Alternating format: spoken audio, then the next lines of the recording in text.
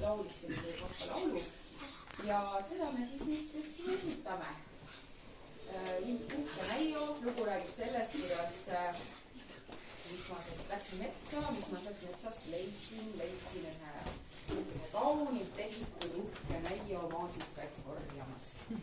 Selline kõik sõrmed olid sõrmuseid täis, käed olid, käsivarred olid kaetud käevõrudega ja nii edasi. Nii et selline uhke lugu siis meile lõppu.